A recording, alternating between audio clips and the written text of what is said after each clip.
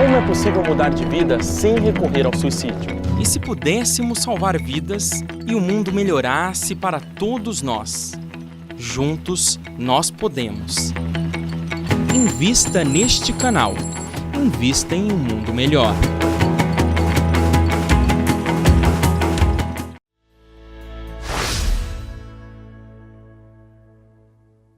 Estamos de volta. Hoje nós estamos comentando esse livro importantíssimo que é Geopolítica das Igrejas e Anarquia Religiosa no Brasil e que tem como subtítulo Por uma Geoética. Estamos conversando com o professor Alberto Pereira dos Santos. Bom, Alberto, agora essa geopolítica, vamos falar de geopolítica, né? Okay. Que eu acho que poucas pessoas dominam também esse assunto, né? No Brasil nós não temos, acho que esse hábito de falar muito desses temas, não é mesmo? É verdade, Zilda. Primeiro, rapidamente, a palavra quase foi proibida num período, inclusive na Universidade de São Paulo. Certo. A primeira tese sobre geopolítica, após o período militar, né, de 64, foi defendida em 1984. Né? Foi a tese A Capital da Geopolítica, que era sobre Brasília, do geógrafo José William Vizzentini. Então, a palavra geopolítica, depois da Segunda Guerra Mundial, foi quase que proibida de se falar, né? Porque estava vinculada muito ao nazismo na época, né, da Segunda Guerra Mundial. Bom, mas a geopolítica está presente no nosso cotidiano, né? E no caso nosso aqui, do trabalho, da pesquisa, Geopolítica das Igrejas, então, primeiro assim, o que é geopolítica? É um conceito simples, né? Que diz respeito à rivalidade de poderes políticos, poderes religiosos, né, sobre as pessoas e sobre os territórios. Então, onde há rivalidades de poderes, rivalidades de influências, né, disputas de poderes, de influência, no caso aqui é na religião, então isso caracteriza-se como geopolítica. E daí, como é que funciona a ideia de estratégias geopolíticas das igrejas, né? Toda empresa tem seus profissionais que se preocupam em planejar, né? Em aumentar o rendimento, em aumentar o seu capital, etc., aumentar os seus consumidores e assim por diante. Isso em qualquer ramo, né? Bom, no caso da religião, a geopolítica das religiões ou das igrejas também acontece dessa maneira, né? Quer dizer, hoje, basicamente, o trabalho está focado sobretudo em dois grandes campos. O catolicismo de um lado, a Igreja Católica de um lado, que tem a sua geopolítica desde o Vaticano, né? E do outro lado, as igrejas evangélicas de um modo geral, né? Quer dizer, nós não podemos generalizar esse universo muito amplo, muito plural, muito, digamos assim, variado do que diz respeito à geopolítica das igrejas evangélicas, né? Quer dizer, então temos aí basicamente os evangélicos tradicionais ou os históricos, que são os luteranos, né, os presbiterianos, os metodistas, enfim. Depois surge o chamado pentecostalismo no Brasil, no começo do século XX, 1910, 1914, com a Igreja Assembleia de Deus e a Congregação. E mais recentemente, da década de 70 para frente, surge o chamado neopentecostalismo, que são essas igrejas hoje mais populares, né? Exemplo da Universal, da Mundial, da Internacional da Graça, entre outras, né?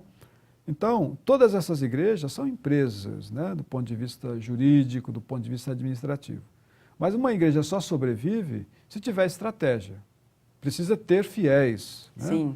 Que pague o seu dízimo, que contribua, que acredite naquela, digamos assim, naquela teologia ou naquela ideologia religiosa de cada igreja, né? Então, a geopolítica é esta disputa entre as igrejas, né? De um lado a católica, do outro lado as evangélicas de um modo geral. Eles disputam os adeptos, é isso? Disputam as populações. Né? E, inclusive, também dentro do campo chamado evangélico ou protestante, há disputa também entre as igrejas, né? Por exemplo, a própria Igreja Mundial do Poder de Deus disputa fiéis com a Universal. Então, há uma rivalidade também, há uma geopolítica também entre as igrejas evangélicas, né? Mas todas elas juntas, de algum modo, em certa medida, não posso generalizar, elas também disputam com o catolicismo. Com o catolicismo, né?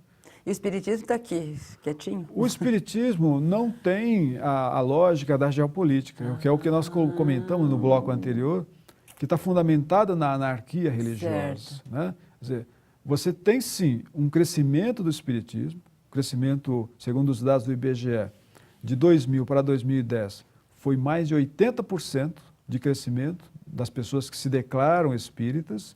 Aí a pergunta é, mas quem é o estrategista do espiritismo? Sim, não tem isso. Porque você não tem, você tem uma FEB, Federação Espírita Brasileira, você tem as federações estaduais, os conselhos espíritas regionais ou as estaduais, USEs, né? as USEs, enfim, mas você não tem a inteligência dentro do meio espírita pensando e apontando, dizendo, olha, nós temos que abrir 100 centros espíritas por ano, nós temos que aumentar tantos % de seguidores. Não. Eu estudei com um rapaz que estava começando, ele abriu a igreja dele, né? Não sei como que é, mas ele abriu, e ele tinha uma meta a cumprir. Pois é, então, quando se diz que tem meta, é uma empresa jurídica, do ponto de vista jurídico e administrativo, e que tem que cumprir regras, ou cumprir, digamos assim, estratégias mesmo, né? Isto é geopolítica. Isso é né? geopolítica. Quer dizer, quando você propõe, por exemplo, para aumentar a quantidade de fiéis, você tem que convencer o outro, você tem que aumentar a doação, os dízimos. Nós não estamos aqui condenando coisa nenhuma. Sim, Nós estamos analisando o que acontece. Analisando a realidade. Sim. Do mesmo modo, às vezes tem que abrir mais uma filial.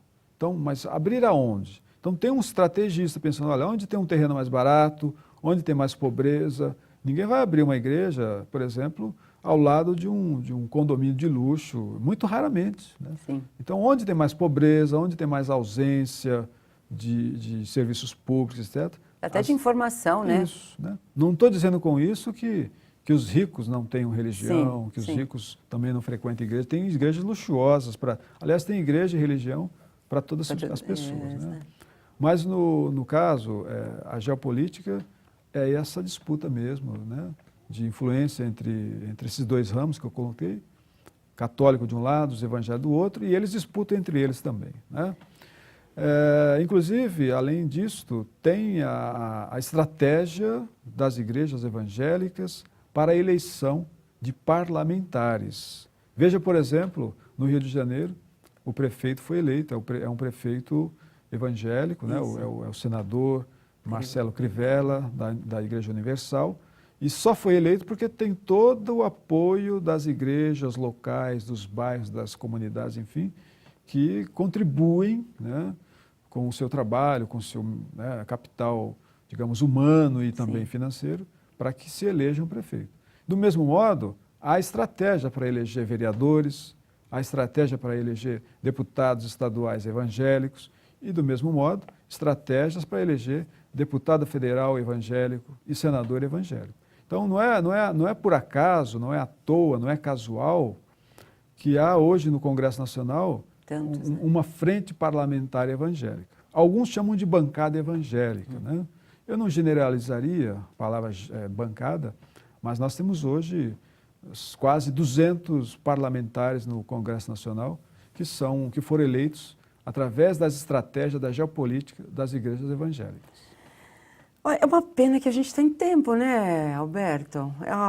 Eu queria ficar mais tempo aqui conversando para entender melhor tudo isso e como que o espiritismo poderia atuar nisso, né, ou ajudar, não sei, talvez, não sei se ele pode, né? Acho que a gente podia fazer um outro dia, um outro programa, né? Não podemos? Podemos, fica à disposição. Quando você vier novamente a São Paulo, para falar um pouco mais sobre isso, porque eu acho que isso é muito importante. Eu fico à disposição e agradeço o convite. Para mim foi uma honra estar aqui, poder compartilhar e divulgar o trabalho da Universidade do Estado do Rio de Janeiro, da UERJ, onde eu sou professor do Instituto de Geografia. Agradeço muito a oportunidade. Eu que agradeço muito. Hoje nós falamos com o professor Alberto Pereira Santos sobre esse livro, Geopolítica das Igrejas e Anarquia Religiosa no Brasil, por uma geoética. Nós encerramos esse programa, assim, mas com uma alegria de ter dado uma aula, né? De termos proporcionado a você uma aula.